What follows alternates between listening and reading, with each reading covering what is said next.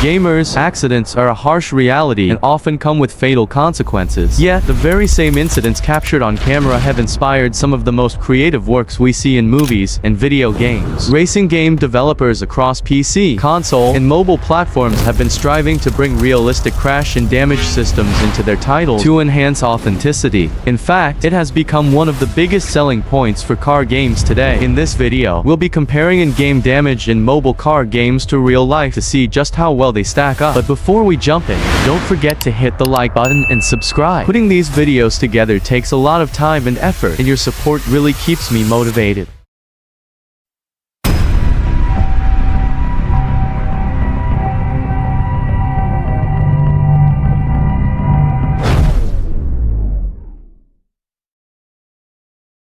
Shout out to these awesome subscribers for always tuning in and supporting my videos. You guys are the best. Drop a shout out as well if you want to be featured in the next one. So guys, we're kicking things off with car parking multiplayer 2. Some cars in this game feature pretty solid damage models, and today we'll be checking out how this Mercedes compares to a real-life crash scenario. Unlike the first game, CPM1, this sequel still doesn't include the VFX button, which originally let players trigger effects like smoke, sparks, and more detailed mesh deformation. In that case, let's just increase the traffic density and go for it.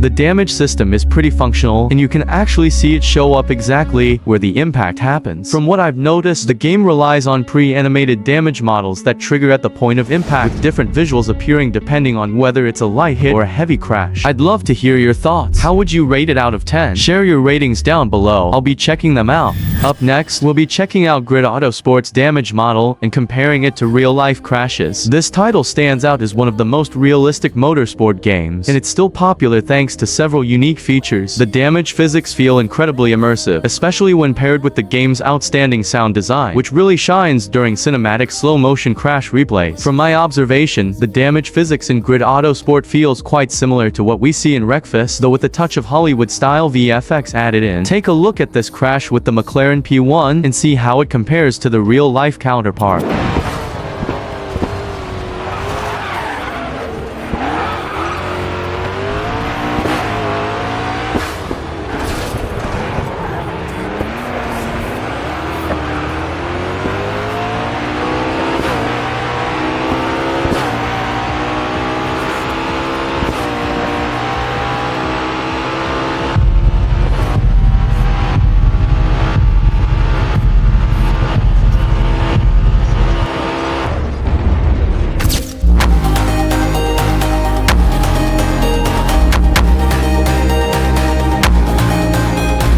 What's your take on this one? Personally, I love how adding realistic crashes to motorsport games pushes you to be extra cautious while playing, which really boosts the immersion. Share your ratings for this down in the comments too. Let's see which is the best by the end of the list.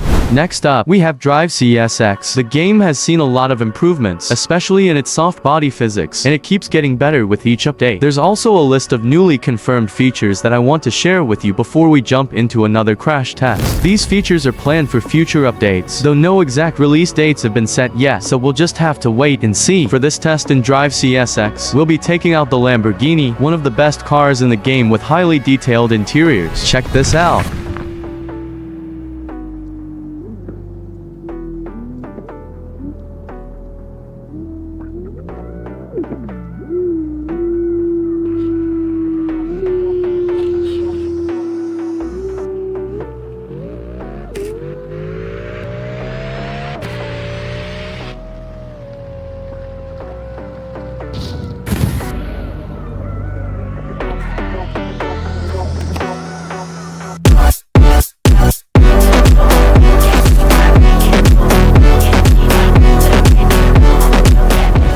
I'll be looking forward to your ratings on this one too. For a mobile game, the damage system here is really impressive. There's always been tough competition between this title and the next one on the list, and if you haven't heard of it yet, you're definitely in for a surprise. Up next is Flexics, a true soft body physics experience on mobile. It's probably the closest thing to BeamNG when it comes to realistic soft body mechanics and sandbox gameplay. Vehicles bend, crumple, and deform in real time, all made possible by multiple mass points built into the car models. The graphics may not be on the same level as Drive CSX, but the real highlight here is the deformation, and that's exactly what we're here to see.